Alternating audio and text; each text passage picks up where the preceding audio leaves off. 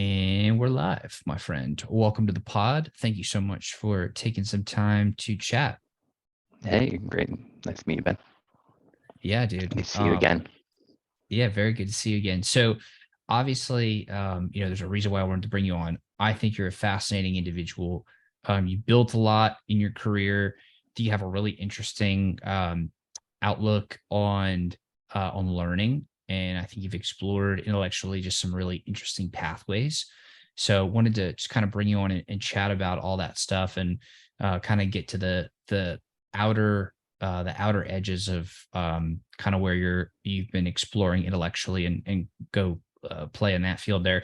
But before we do that, would love to just get a kind of an overview of who you are. In other words, I'd love to hear your story.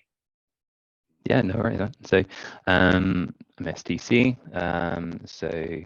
I mean, my background is been many different fields, anything from financial health, like health insurance, through to retail management, toys, clothing. Studied in architecture and management and construction. Yeah, I've loved to travel and explore, and that's not just necessarily in archaeological, but also spiritual as well. So, and really just, I suppose, for me, it's always about that there is more and more to learn and to excel in just yourself, and just don't leave any stone unturned and throw your hand at pretty much everything. And even if you fail, just take the learn and move on and just try and make yourself better. And I think that's just, where I am in my life, and always just trying to push forward. Yeah, 100%. Clearly, that'll lead to a very exciting life too, of a lot of adventure and exploring those things. But let's actually jump back. Yeah, would love to maybe get just a deeper dive into kind of the career arc that you took and just some of the different things you built, and maybe we can explore the how behind how you built it and the various things you've worked on. For privacy purposes, you don't have to name names or anything, but just maybe some more generalized industries and whatnot, and maybe just grab some of the principles of what you learned along the way in those various endeavors. So I think, like, from really just an early age, like growing up, like, my family weren't, I'm just like rich or anything like that. So I mean, it was pretty much like straight to work at like 16, 17, at the same time of like getting myself a part-time job, just in retail, whilst like pretty much like funding going to college and learning. At that point in time, it was like management and construction. So really just it was essentially like 17 different fields of introduction to all the different elements of anything from like project management of a building site, to architecture, to quantity surveying, to civil engineering. Just essentially just a really an amazing overview of everything that can happen throughout construction. And really, like, I always loved to draw when I was quite young, but also the building things that I used to love Lego, and just essentially it just really fascinated me from growing from the bottom up, and having like structure there. And I think that was kind of like educational side of things. I went on to work for like essentially our local kind of council, doing building sites around the south of the UK, um, which was amazing. But it also taught me that I would prefer to be more interactive with people. Recession hit in the UK maybe when I was around about 20, 22, 23. And I went back to retail with like a ton of different qualifications. And essentially, I looked at that as being completely different, but I had to kind of almost land on my feet and really try and excel in that side as best as I could. So, I went to some of the managers at the time, kind of looked at different career prospects and what I could do in that part. So then it just started to be a little bit more around like people management. So end up managing groups of anywhere of 30, 40 people up to nearly a couple of thousand. So it was much more intense, but I got to do some really cool like toy and clothing events and fashion shows, and I got to learn so many different fields and how they all tick, and that was just again kind of really fascinating. And then through essentially like the company that I work for essentially changed, and that led to me being in a very difficult position where I was at that point in time like late 20s, Mhm. and I was laying off like essentially like workforces of, I pretty much ended up firing around about 400 people at that point in time, going around having very singular conversations with people who were, a little bit older and who that was their life. And, it became a very, at that point just made me really think about, is this really right for me? Having conversations where I genuinely felt like I was destroying people's lives, and it was really hard. And I kind of stepped back at one point in time and just was like, you know what? Like, I've learned so much and I've tried so hard. And it just proved to me that even if this wasn't the route for me, then whatever route I ever went down, as long as I put that same mentality of like learning, trying to work hard, like giving everything your all, and it, I know that I know I can do it. And then that kind of, I left that role and took about, a 3 month sabbatical, and just essentially just not went to find myself at all, really just kind of gave myself a really nice break after essentially at that point in time, around 12 years of just pretty much just working solid.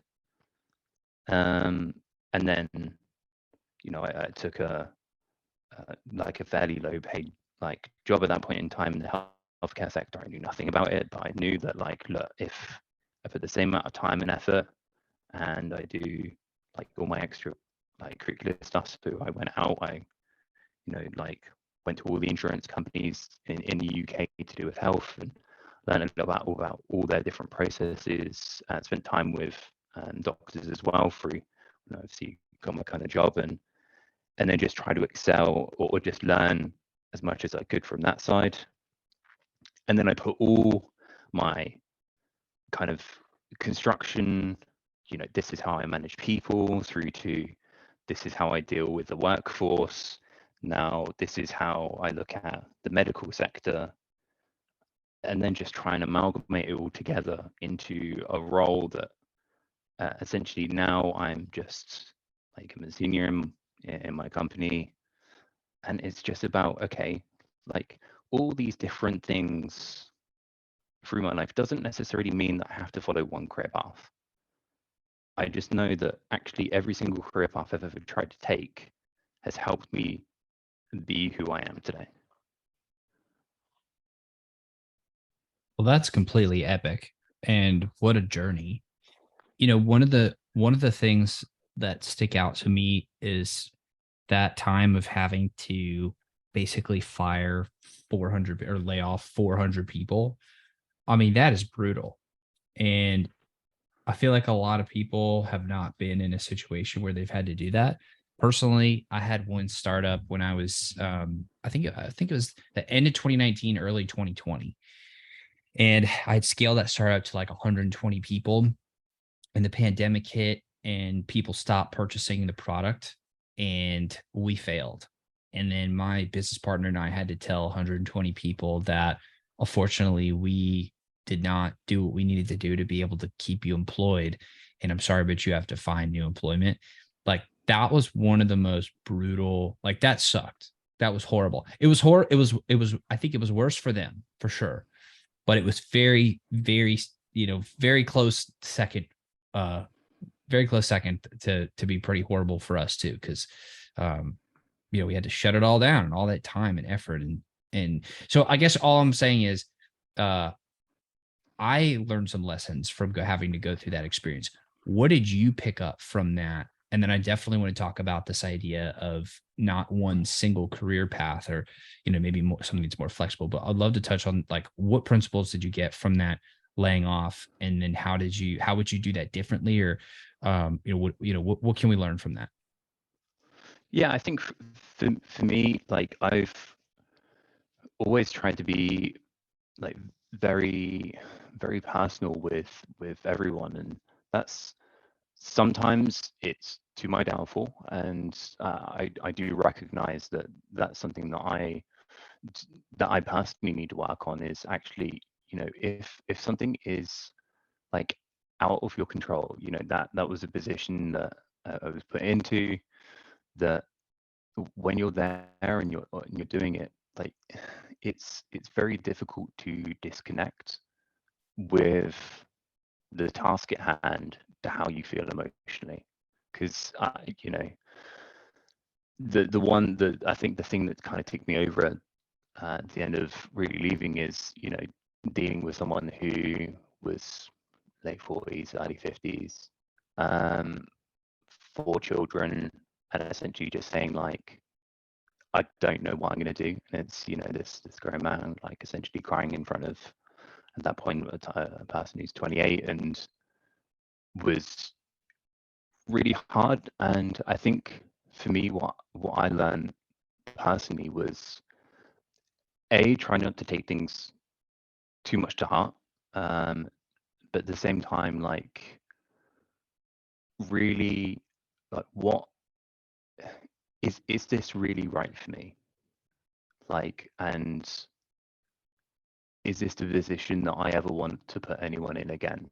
And it's not necessarily a position where you ever feel like you can sometimes control that, but definitely I always want to make sure that I'm mitigating every single risk in a company that I build, that is really always preparing someone to give them the tools to go further.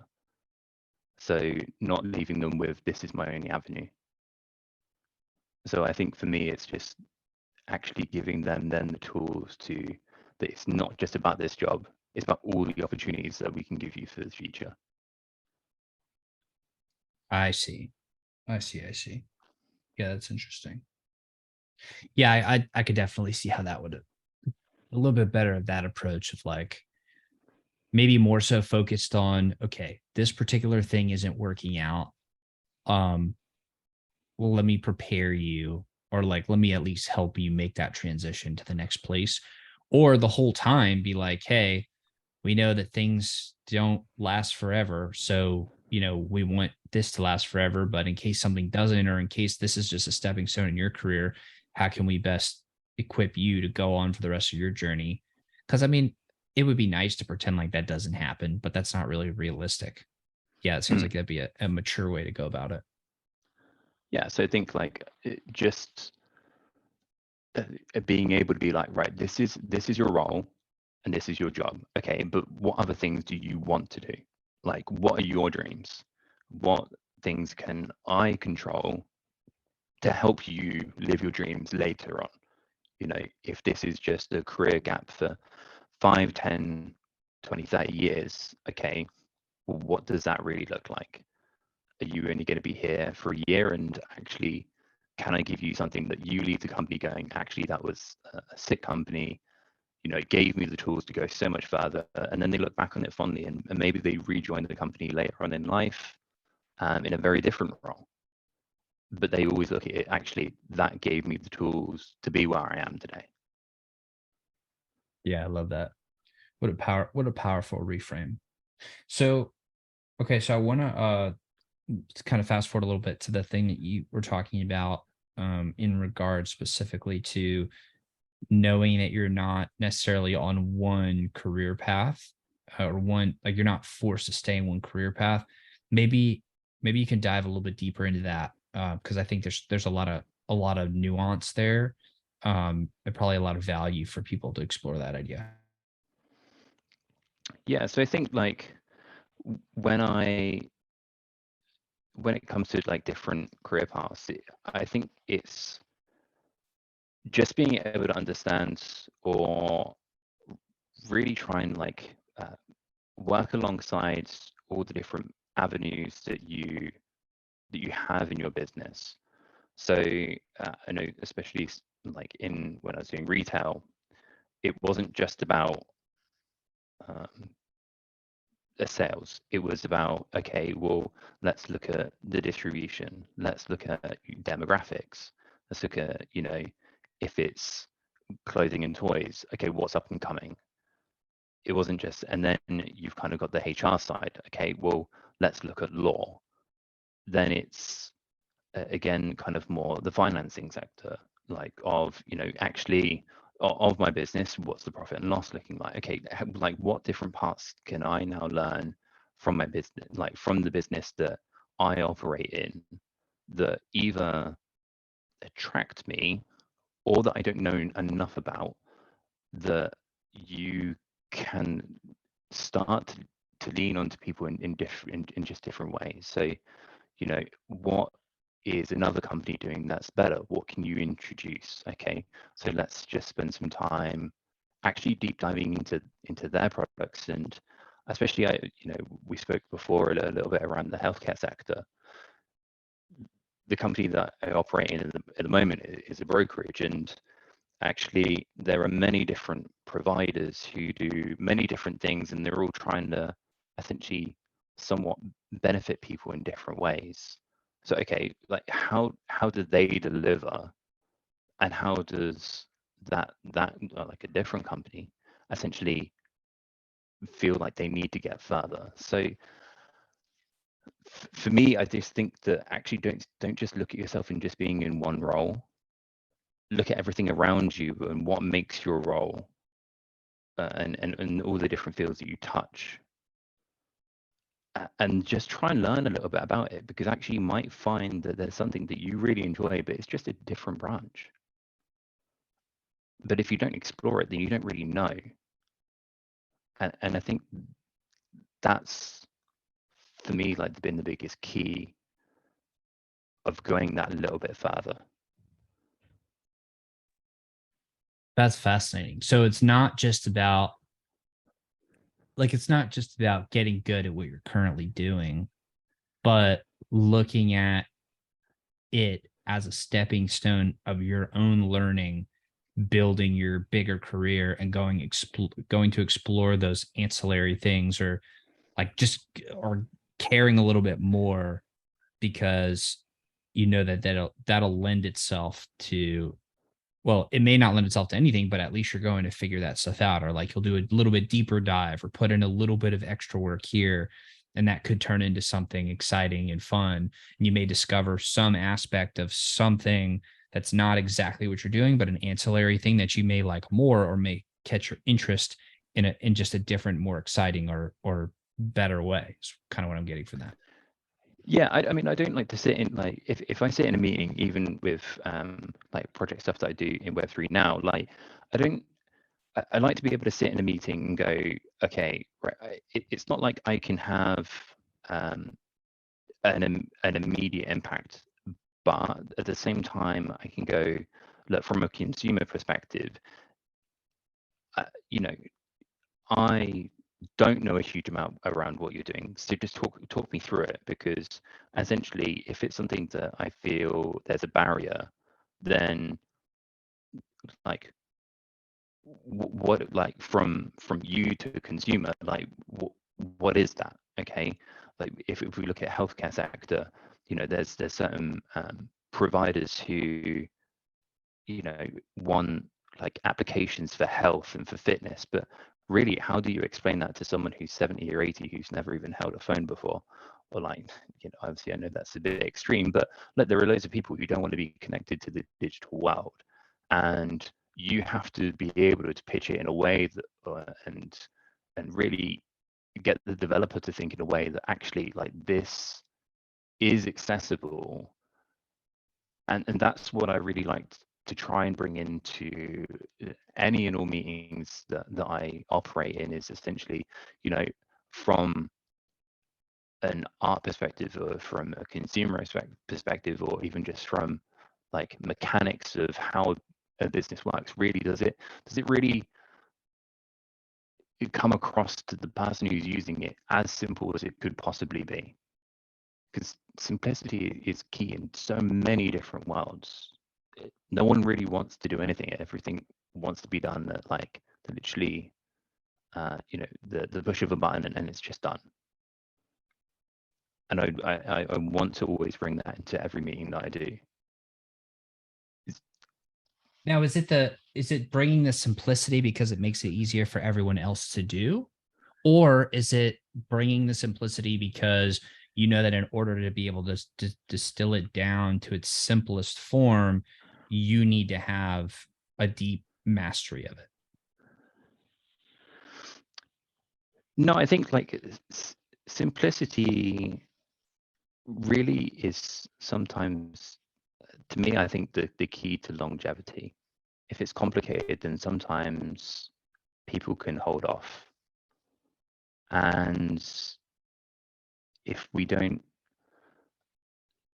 look at every product in sometimes being the simplest as possible, then really just how many people do you lose from ever really engaging in that?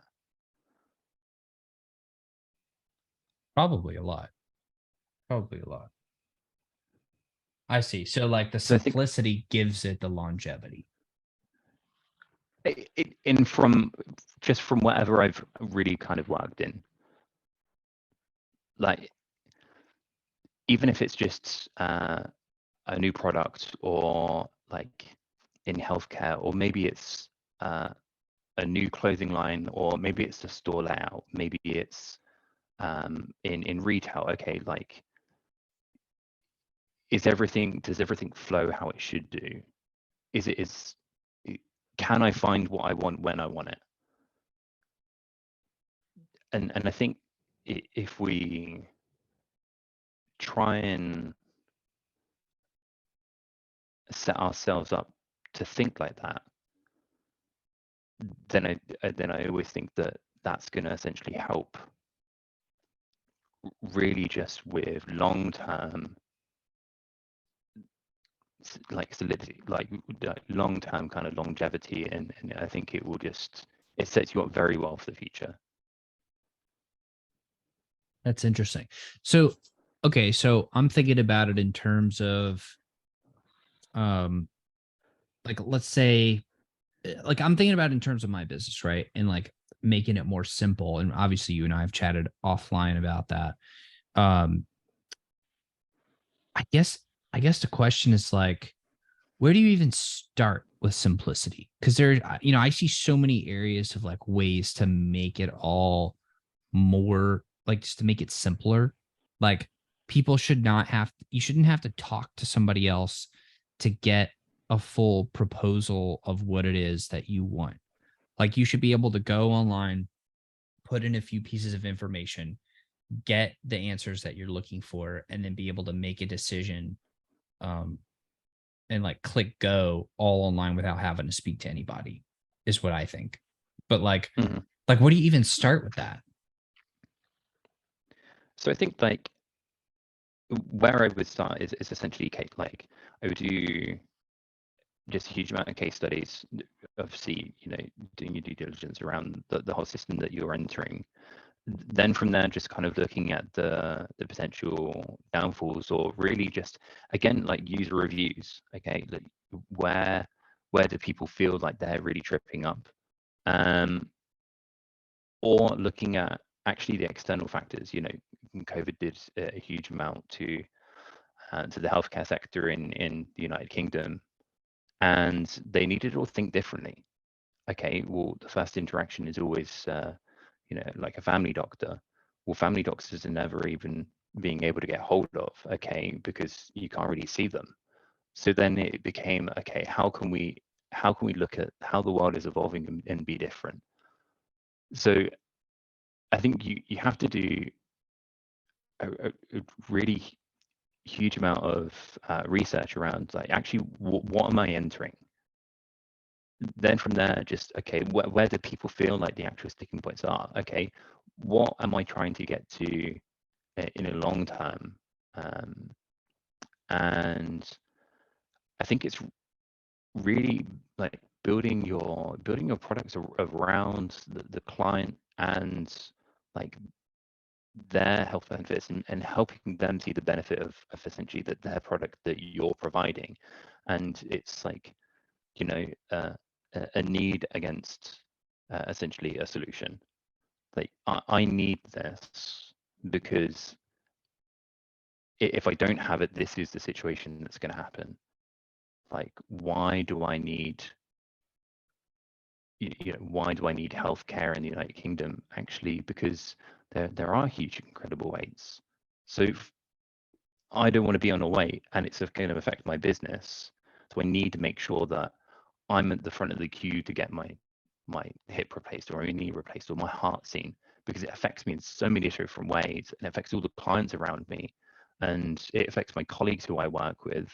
So I need this to perform to the best of my abilities, and I need it there. So then it's, okay, how can I make sure that that client gets what they want at the least amount of time and the least amount of restriction for that client? And that's, I think, the big part around really kind of like launching, and then going into, okay, what are staples? What are things that have to happen? What are nice to do's? And what are things that actually make us different? Okay, so that makes a lot of sense there. Yeah, I'm even thinking about like on the case study side, just by or like reviewing the past and analyzing that to do the deep dive, which it's kind of seemed like step one. That just seems like that would be a tremendously useful um activity to do, because like let's say you're relatively new and you have like 5 or 10 customers. You may be able to review like, well, why did they become your customer? What was it really that sold them on it? And then maybe that becomes like the centerpiece of your sales pitch. So even intellectually, it's easier for them, for new clients, to really understand what you do and see the understand it in the terms of why it's valuable for them. Like, may discover the main selling point that you weren't hitting enough on. I'm curious though, if you are like in a new business or in something that's fresh, how are you able to do this? Because you don't have the historical data to um, be able to draw this information from, which seems like it's important to for this whole process. Yeah, I mean, I think like when you're entering into a completely different field that's never even been touched before, it's essentially just working out like, what does my product solve? Like, really, like, what is it? Is it time? Is it money? And is it health? Like what am I actually, like, looking past the financial side of things? What do they actually gain from having my product? And then putting that into something that's quantifiable by them, for them. Is it that I'm starting a, you know, food delivery for people who go to the gym? Okay, what does that do? That saves them time. It saves them, may not necessarily save them money, but essentially, at least they can perform to the best of their abilities as an athlete. Okay, can I now go that one little bit further and deliver it to their work? Okay, right. So, or then, okay, well, what about if, how does it actually affect that person to it's going to save them time. That's going to mean that they spend more time in the gym. That means their recovery is going to be better as well. And again, you can just look, this is from the people that we tried it with. This is the time that they saved. And thus they got this result because we gave them the nutrients to make sure that they perform to the best of their ability. We tracked them. We did it with an application and we checked in with them. So we were always interacting with the client itself. Okay, right. So as their diet changes and as they compete at a higher level, okay, we've tailored our food to be different across those different time frames. So maybe it's now cutting down carbs if they're on like keto because they're actually cutting before an event. Like, how is it different? I see. So it's really selling them on the sizzle, not the steak of like, well, what is the like what are the people envisioning in their mind of the emotional reason why they would want to do something, and then speaking to that part. Yeah, I think like emotionally you buy like most people through essentially like medical sector and even clothes, even toys, even food. I think like you have to sell on the emotional side. It's emotional buys pretty much most of the time. Yeah, that makes a lot of sense. So when as you're going about, man, we went down a serious rabbit hole from from where we Yeah, I started know, on right? this. Well, that's hilarious. But okay, so going back, so you kind of figured out like it appears to me like more of a holistic career approach and like compounding learning over time. Um when you first like figured that out, and then you kind of come to this conclusion, and now you're also in you're doing some web3 stuff. How did that kind of intersect of like IRL work, and then the crypto stuff? How did that kind of come to be? Yeah, so I mean, I got into Web3 nearly like a year and a half, 2 years ago now. Pretty much started in like doing AI art and got into the AI art really kind of stood out to me initially because actually being able to go in and do something that really wasn't being done a huge amount at the time. I was in an early project called Pixel Mind, which was really fun. And also kind of at the same time, you had things like Neo Tokyo kind of kicking off, and I got in as an S2. My friend, so my best friend is an S1, and really the world of Web3 was very different. I hadn't really dived into that part before. Obviously, crypto traded a little bit, kind of a few years beforehand, but didn't really see.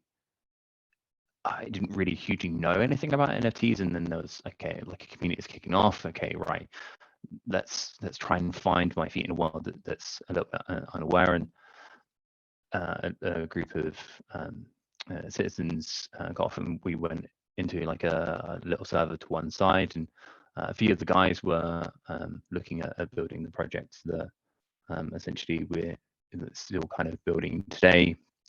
And it was already really just around like people having fun, people learning, going into different things that you know they don't know or that they need essentially help with.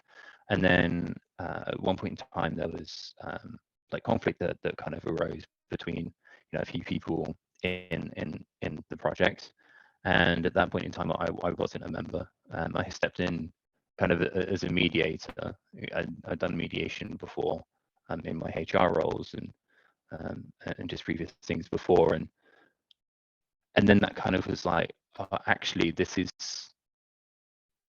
something that maybe we kind of like specifically like need on teams if we're building it into something quite a lot bigger. So, and that's when I got approached formally as kind of like in like a project manager role, but also at the same time, I mean, my job is really to make the project that we're building today into essentially a company.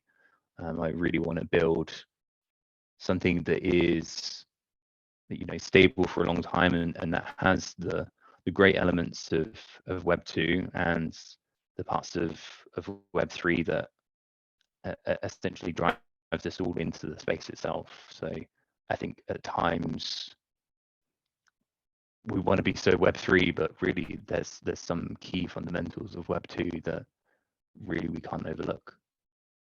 I think that's kind of like where my transition came in, really. That's really interesting. So it seems almost like you like the aspect of what does Web 3 have that Web 2 doesn't have? Or maybe is it what has Web 3 gotten rid of that Web 2 is suffering from? Yeah, I mean, it's a really tough kind of question. I mean, like the parts of the Web 2, I think that we can't really overlook is personal time. Time away from the space, time away from, you know, to be able to deal with like family issues, to be able to deal with, you know, being able to feel like you can go on holiday.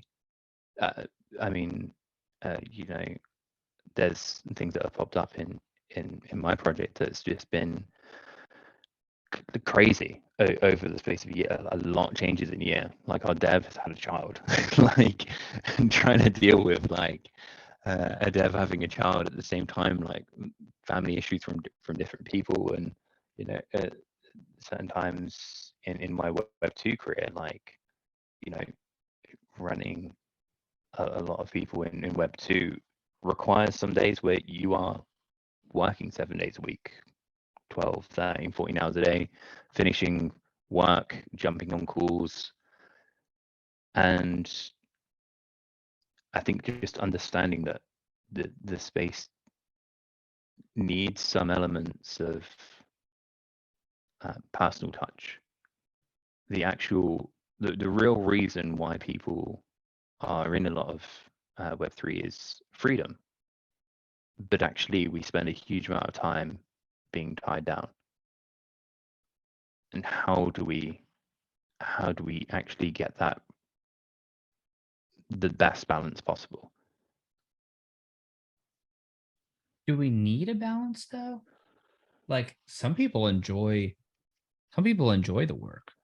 And it's kind of like maybe it's just part of the part, like maybe it just comes with the territory. You know what I mean? Like crypto is a 24/7 type of thing. And we've got people from all around the world.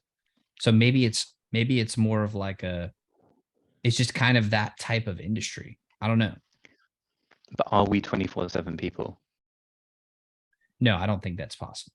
I don't think that's possible for a human being. I mean, maybe if you train up an AI agent to be very similar, like to be able to take on embody you, or at least intellectually map your how you think about things onto it, and then you can almost have this agent that is an extension of you in some way to try to try to put something on the other side of that. You know what I mean? Like, but no, I see what you're saying. We're not 24. But I think, yeah, I think like the main part is how much anxiety really goes in the space because you had sleep.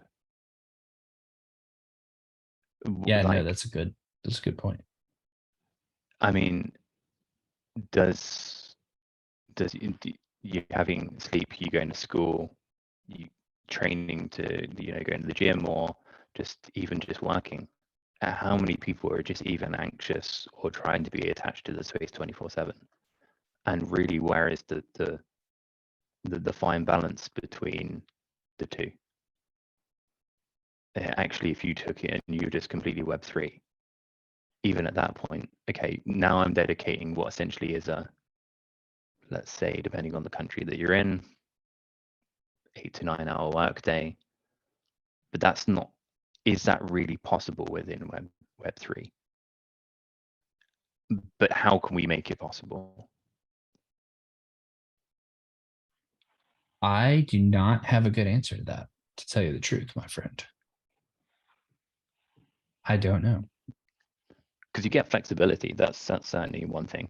You know, you can kind of go take a doctor's appointment when you want, and really you could do your job from anywhere in the world. But does that mean that you miss out on your family passing you by, or the location that you're in, or you're on holiday and you're sat on your phone trying to do mints, or hit shitcoin season, or what is it? Okay, have I just missed out?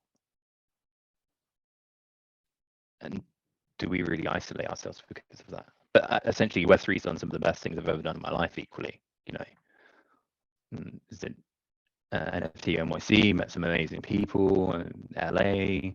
You know, like I've got friends in different parts of the world that I would have never even had before. I've learned different things I've never had before as well. Yeah, I think at least right now, that's one of the bugs of the space that needs to be ironed out. And I'll be very, very, very, um, I'm very curious as to how that actually all plays out. Because it's probably going to be if you think about it, it'll probably become a competitive advantage for someone who can figure out how to give their folks actual, like, reasonable working hours while still maintaining effectiveness in crypto. And maybe it's like you just get better at having employees that are scheduled properly to where they're hitting different time zones. So, you know, you have like your US time zone, your Europe time zone, and then your Asia time zone. You know, I'm being very crudely carving up the world in that in that way, but you know, maybe like your three It's shifts. true. Yeah. Yeah, I mean, it's true. I mean, like, you know, in the project structure that I've built in the background, you know, there is an availability tracker. There is essentially like, you know, I try and not, it's not about micromanaging. It's about, right, here are the tools, or here are things that are, you know, are kind of needed or expected, and essentially there are key meeting times that essentially we will try and abide towards. So there is, you know, there is goals, there's mission statements, you know, there is availability, you know, what times are we all kind of very free on, and we try and update that, you know, every quarter, so every 3 months. And then essentially at the same time, okay, right, well, let's look at all the different teams. Like I've done essentially like call it like grid sheets, but you know, essentially just, you know, every like bi-weekly, it's just a case of, you know, what did you achieve in those 2 weeks that was, you know, just, is there something that is security based? Is it like what games? Okay, how are you showing that you're doing work, and at the same time that we're pushing forward as a business at the same time? But I think a lot of the Web3 space, from project research that I've done in the background, there is a lot of, you know, payment structures of people getting away doing not a lot, and some that are doing an incredibly large amount. And how best can I make sure that when it comes to, you know, paying people, that it's distributed in a way that's reflective of actually the work that they've done. So there's a peer review process in our payment system that I've built in the background, that essentially just means that, you know, your pay is reflective of the amount of work that you put in, and you know, everyone gets to score each other, and you being able to say like this, you know, this is what I did, and this is how, like, and you know, this is what I've created, this is a community that I've created, these are the things that I spotted, and essentially you can come to myself and the team and be like, right, over last 2 weeks I did, I got this collaboration, we did this AMA, like we've done X, Y, and Z, and thus look, it's competitive. The space is competitive, so equally making my staff really competitive as well in the project.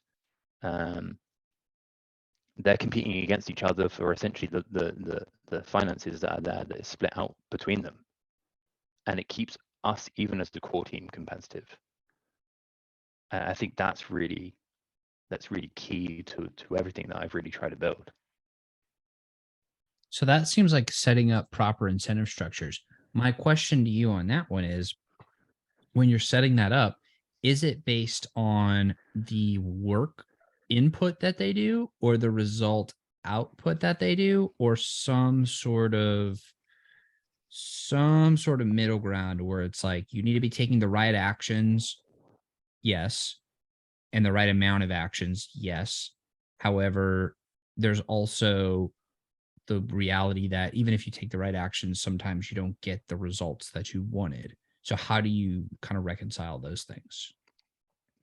I think with anything that is peer reviewed and someone coming to us with like, this is what I think, it really just like all the team know that if they want or are struggling or not hit something, is actually, why did that not hit? What can we learn differently?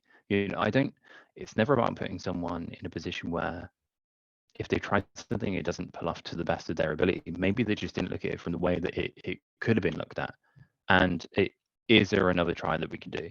Okay, and I think there's so much of the space that's trial and error that we need to make sure that we're always adapting. And I think that's I suppose quite a big part to me is, as long as there's effort, that's, I think, the biggest thing that I want to reward. And just how can I teach and make things better for you to deliver what you want, which is, you want a result, we want a result. Mm-hmm. I see. Yeah, that makes a lot of sense. So, okay, so I want to kind of, and I know we're literally 30 seconds away from the time that I was able to book in with you. Yeah, sorry. So just got one more question for you. And I'll keep it to a small, reasonable question. But I know Yeah. you mentioned doing a deep exploration of various religions. I would love to hear kind of what some of your learnings were from that, and how, like, having looked into a bunch of different things, and curious like how you went about learning about them, and then how that exploration changed your view of the world. So a nice simple question to to end the show. Yeah, I know, right?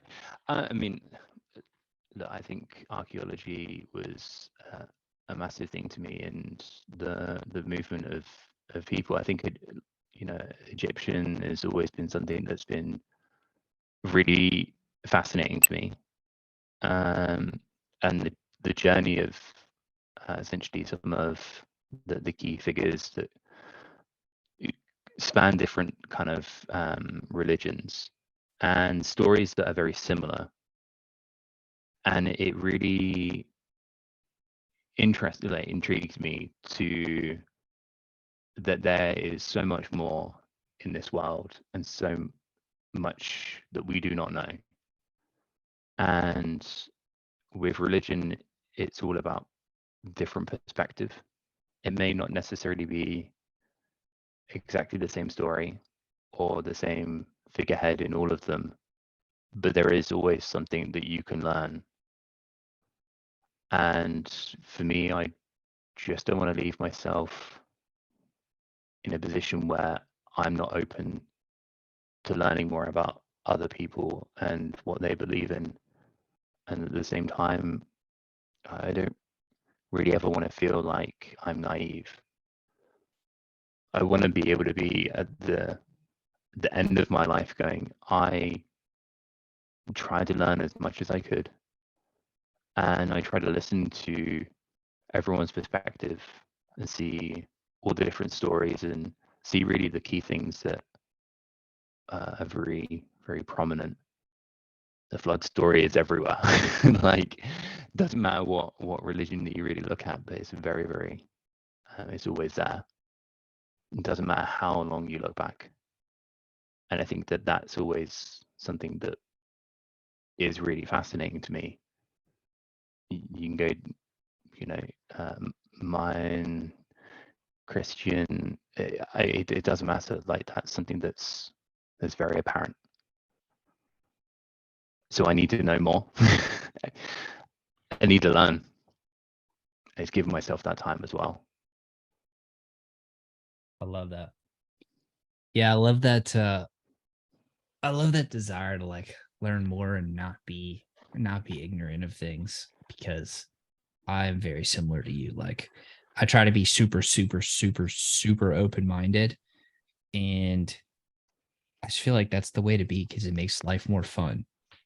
Like, don't get me wrong. Don't get me wrong. I have convictions, and there are some things that I feel very strongly about, but that doesn't mean that if presented with new information, which I try to seek out, or new evidence that is factual, not just an opinion.